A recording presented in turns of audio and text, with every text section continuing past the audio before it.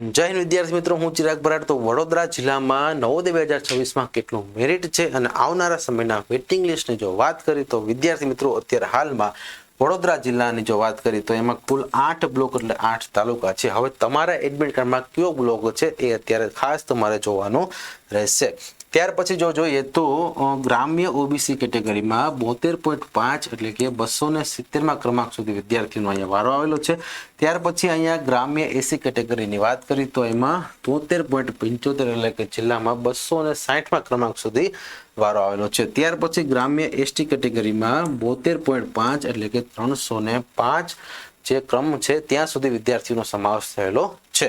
ત્યાર પછી વાત કરીએ તો શહેરી ઓબીસી કેટેગરીમાં 85% એટલે કે જિલ્લાના 42માં ક્રમાંક સુધી વિદ્યાર્થીઓનો સમાવેશ થયેલો છે। ત્યાર પછી અહીંયા શહેરી એસસી કેટેગરીમાં 85% એટલે કે જિલ્લાના 40માં ક્રમાંક સુધી વિદ્યાર્થીઓનો સમાવેશ થયેલો છે। ત્યાર પછી શહેરી ડિસેબલ વિદ્યાર્થીઓ અને એની કોઈ અહીંયા અપડેટ છે ને, એટલે કે વિદ્યાર્થી મિત્રો અહીંયા જરૂરી જે છે એ વિદ્યાર્થીઓ લેવાઈ ગયા હોય છે અથવા તો અનામતની રીતે અહીંયા કોઈ પણ વિદ્યાર્થીઓને જે સીટ ફાળવવામાં આવેલી છે એ રીતે અહીં ડેટા આપેલો છે। ત્યાર પછી વાત કરવામાં આવે તો શહેરી અનરિઝર્વ એટલે કે સૌથી ઊંચું જે મેરિટ હોય છે તે અહીંયા આપેલું છે 90% એટલે કે જિલ્લાના 10મા ક્રમાંક સુધીનો વિદ્યાર્થીનો અહીંયા સમાવેશ થયેલો છે। અને છેલ્લે આપેલું છે શહેરી એસટી કેટેગરી એટલે કે 86.25 અને જિલ્લાના 27માં ક્રમાંક સુધીના વિદ્યાર્થીઓનો સમાવેશ થયેલો છે।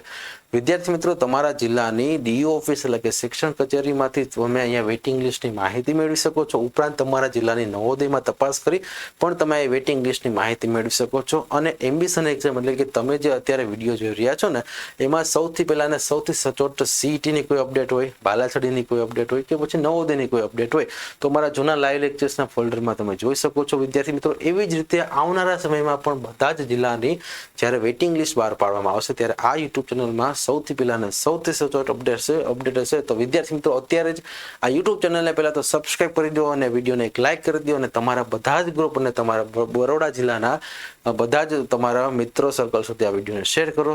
જય હિન્દ, જય ભારત।